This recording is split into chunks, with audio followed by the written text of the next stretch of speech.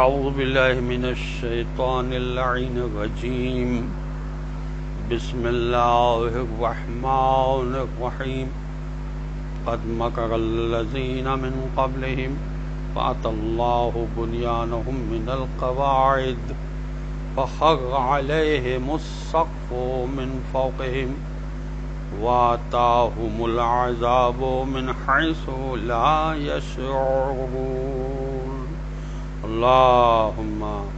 صل علی محمد وآل محمد وعجل فرجہم سلام علیکم ورحمۃ اللہ وبرکاتہ۔ اللہ تبارک و تعالیٰ کا شکر ہے کہ میں نے سورہ مبارک نحل جو قرآن مجید کا 16 نمبر کا سورہ ہے اس کی آیت نمبر 26 کی تلاوت کا شرف حاصل کیا، جس کا ترجمہ یہ ہے کہ ان سے پہلے لوگوں نے مکاریاں کی ہیں لیکن اللہ نے ان کی عمارت کو بنیاد سے اکھاڑ دیا، پس اوپر سے چھت ان پر آ گری اور انہیں وہاں سے عذاب نے آ لیا جہاں سے انہیں توقع نہ تھی۔ اسلامی تحریک کے خلاف کفر کی مکاریاں اور سازشیں قدیم سے اسی طرح سے جاری ہیں جس طرح آج مشرکین مکہ کی طرف سے ہو گئی ہیں، لیکن اللہ تعالیٰ ان کی سازش کو خود ان کے خلاف کر دیتا ہے۔ چنانچہ دینی تحریکوں کے خلاف جو عمارت انہوں نے کھڑی کی تھی یہی عمارت ان کی ہلاکت کا سبب بن گئی۔ اس آیت میں رسول اللہ صلی اللہ علیہ وسلم کے لیے نوید فتح کی نوعیت کی طرف بھی اشارہ ہے۔ چنانچہ ان مشرکین نے اسلام کے خلاف جو جنگیں لڑیں وہی جنگیں ان کی تباہی کا سبب بن گئیں۔ اسلام کے خلاف جو سازش کرتے ہیں وہ خود اسی سازش کا شکار ہو جاتے ہیں۔ مطلب یہ ہے کہ حق دشمنوں نے خدا کے مقابلے پر چالیں چلیں اور خدا نے ان کی اپنی چالوں ہی کے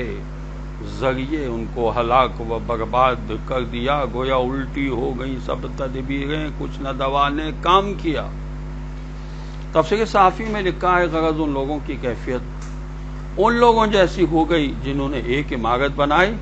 اور اسے کئی ستونوں سے مضبوط کیا،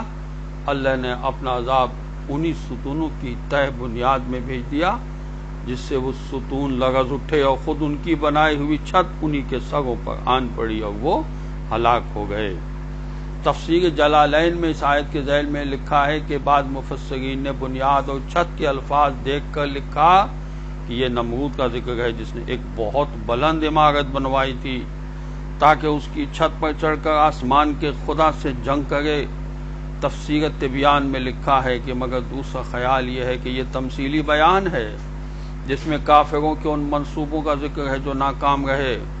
تفسیر فصل الخطاب میں علامہ نقی صاحب نے لکھا کہ یہی خیال صحیح ہے۔ تفسیر ماجدی میں اس آیت کے ذیل میں لکھا ہے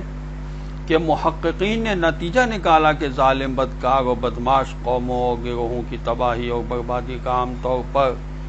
ایسے طریقوں سے ہوتی ہے جدھر ان کا خیال و گمان تک نہیں جاتا،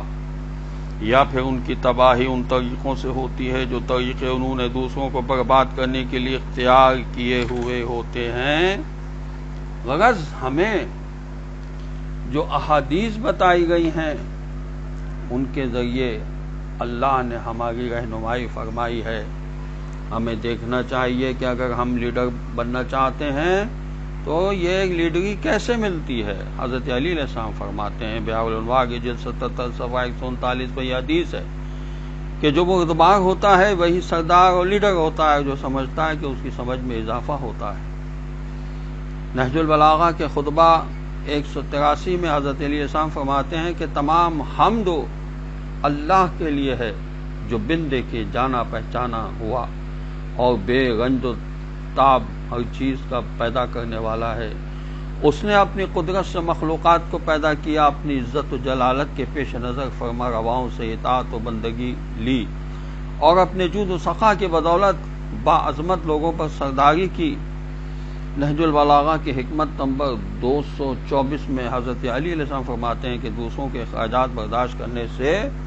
سرداری لازم ہو جاتی ہے۔ مکمل طور پر صاحب شرف وہ ہوتا ہے جسے علم شرف عطا کرے، اور صحیح معنوں میں سردار وہ ہوتا ہے جو اللہ تعالیٰ کا تقوی اختیار کرتا ہے۔ والسلام علیکم ورحمۃ اللہ وبرکاتہ۔